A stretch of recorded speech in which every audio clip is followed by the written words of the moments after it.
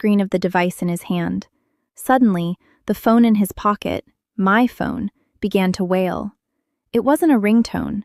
It was a high-pitched, piercing alarm, a frequency so sharp it felt like a needle digging into my ear canal.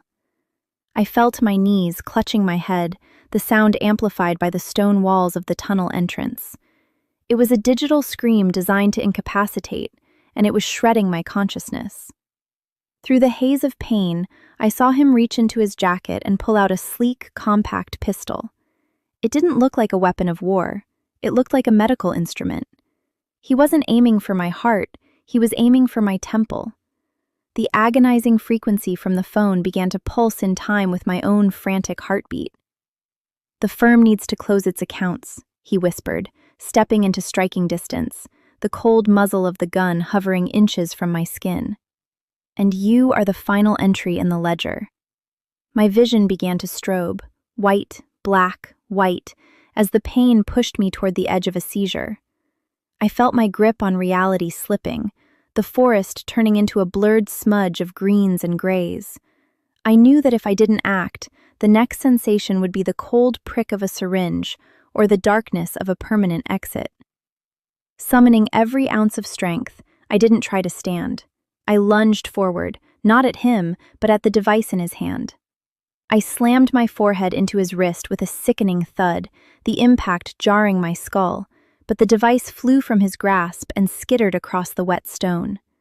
It hit the edge of the ravine and tumbled into the abyss, the high-pitched alarm cutting off mid-scream. The sudden, absolute silence was more deafening than the noise had been.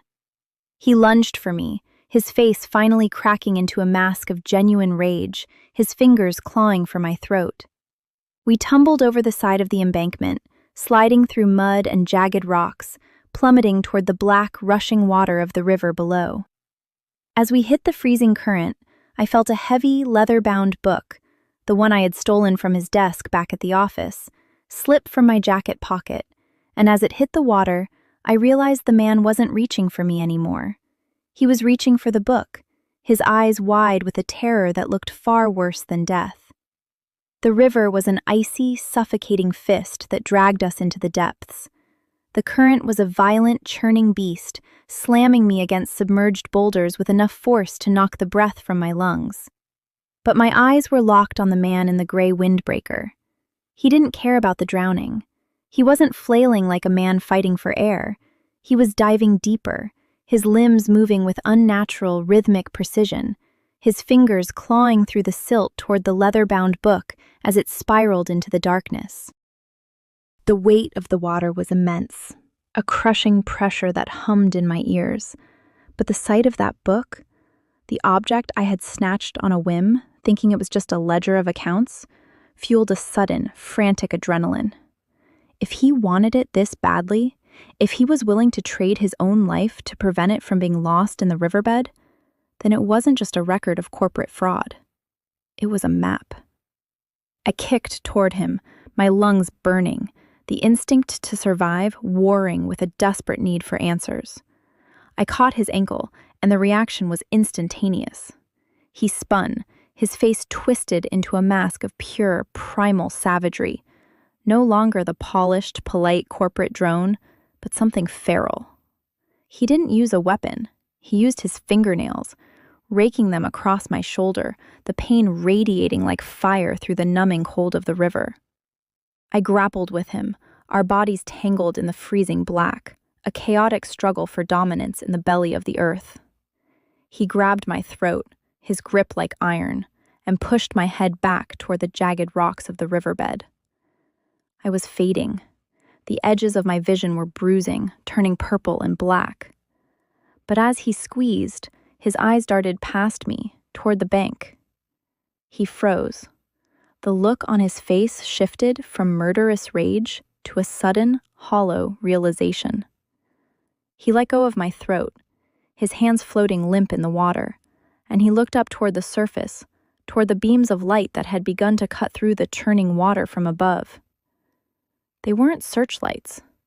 They were strobe blue, rhythmic and sharp. They were casting shadows of massive figures onto the river floor. Figures that were moving with a synchronized, terrifying fluidity, circling the river like sharks in a feeding frenzy. He stopped fighting me entirely, his body going slack as he stared at the approaching light. He didn't even look at the book anymore. He looked at me, and for the first time, there was pity in his eyes. He tapped his own chest twice, a frantic, rhythmic signal, and then pointed a finger toward the bottom of the ravine, toward a hidden alcove carved into the stone wall that I hadn't noticed before. He didn't try to stop me when I swam for it. He didn't even try to surface. He simply let the current take him, his body limp as he drifted directly into the path of the approaching lights, acting as a human lure to buy me a few seconds of anonymity. I pushed myself into the narrow, freezing crevice of the stone wall, pulling my body into the dark, jagged throat of the cave. I huddled there, shivering violently, watching through the slit in the rocks as the surface of the water above erupted. Dozens of shadows descended. Not men, but shapes draped in heavy, pressurized gear, moving with a silence that defied the physics of the water. I held the leather-bound book to my chest, my breath coming in jagged, wheezing gasps. I looked down at the cover, seeing the embossed logo that had been hidden by years of grime, the symbol of the very firm that had fired me, now appearing to be part of a larger, darker conspiracy that spanned the entire globe. One of the figures in the water stopped. It didn't swim. It glided, coming to a dead halt right in front of the cave opening. It turned its head, its visor reflecting nothing but the blackness of the water, and raised a hand, pointing a finger directly at the rock wall where I was hidden. The figure tapped the rock twice, mimicking the man's signal, and a low, mechanical voice vibrated through the stone, echoing directly into the cramped space where I lay. "We know you can hear us, Arthur. You've read the first page. Now stay where you are, or the book will be the only thing left of you." I didn't move. I didn't breathe. My heart felt like a trapped bird, beating against a cage of frozen ribs, but I forced myself to remain a statue in the dark. The figure outside the crevice didn't force the issue. It didn't reach for the stone. It simply waited, its presence radiating a patient, predatory authority. Through the narrow gap, I watched the water settle. The figure was joined by others, a silent industrial phalanx of shadows that began to systematically dredge the riverbed, their movements precise, devoid of the frantic energy the man in the windbreaker had shown. They weren't looking for the book anymore. They were looking for the evidence of his failure. I looked down at the leather-bound volume in my lap. My hands were shaking so violently I nearly dropped it, but I managed to pry the cover open. The pages weren't filled with bank statements or merger projections. They were blueprints, architectural schematics for something called Project Echo. It was a network, a grid of sensors and psychological triggers designed to map the subconscious of every employee in the city. The mistakes I had supposedly made, the accusations that drove me to the edge, they weren't failures. They were tests. I was the prototype for a radical new method of behavioral conditioning. They hadn't wanted me to leave. They wanted to see if I could be broken, discarded, and then recovered without ever realizing I was a test subject in a multi-million-dollar experiment. The weight of the truth was heavier than the river. I realized then that disappearing had been part of the plan too. They wanted to see how far I'd run, where I'd go, and who I'd turn to. I was a rat in a maze, and they had just removed the walls. My blood ran cold as I flipped to the final page. There was a photo of me, taken only minutes ago, from inside the crevice. They weren't just outside. They had been watching me in the dark the entire time. The mechanical voice hadn't been a warning. It had been an invitation to the final phase. I looked at the water. I looked at the book. And then I looked at the small, rusted ventilation shaft I had missed in the corner of the cave. It was a long shot, a gamble against physics, but it was the only thing they hadn't accounted for because they believed they had already scripted my surrender. I didn't step out to meet them. I shoved the book into my jacket, tightened my belt, and crawled into the vent, the rusted metal groaning under my weight.